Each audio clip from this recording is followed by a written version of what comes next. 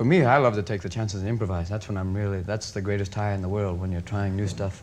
Yeah. Or getting suggestions and playing and doing new things. That's my favorite. That's the unknown, the special land.